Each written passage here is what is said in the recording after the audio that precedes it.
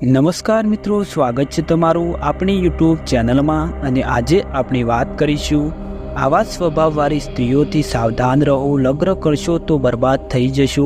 હિન્દીમાં પત્ની માટે ચાણક્ય નીતિ મહાન વિધાન શિક્ષક કુશળ દ્વારી વ્યૂહ રચનાકારક અને અર્થશાસ્ત્રી આચાર્ય ચાણક્યએ તેમના નીતિશાસ્ત્રમાં માનવ જીવન સાથે સંબંધિત તમામ પાસાઓનો ઉલ્લેખ કર્યો છે।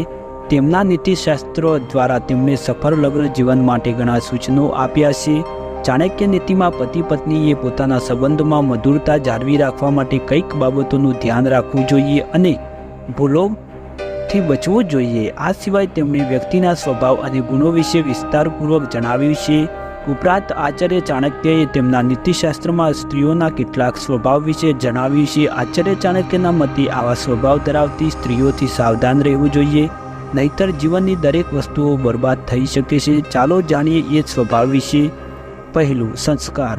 ચાણક્ય નીતિમાં મહિલાઓના સંસ્કારને વિશેષ મહત્વ આપવામાં આવ્યું છે। ચાણક્ય નીતિશાસ્ત્રમાં લખ્યું છે કે સારા સંસ્કારવાળી સ્ત્રીઓ પોતાના ઘરને સ્વર્ગ બનાવી દે છે।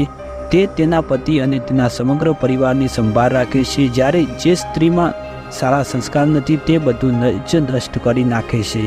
સુંદરતા જ સર્વસ્વ નથી।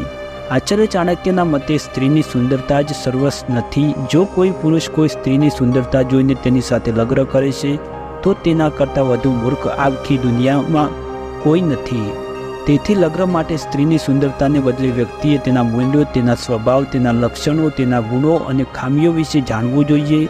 સંસ્કારી સ્ત્રી। આચાર્ય ચાણક્ય કહે છે કે જો કોઈ સ્ત્રી સુંદર નથી પરંતુ તેના મૂલ્યો સારા છે તો પુરુષે તેની સાથે લગ્ન કરવા જોઈએ, કારણ કે આ તે સ્ત્રી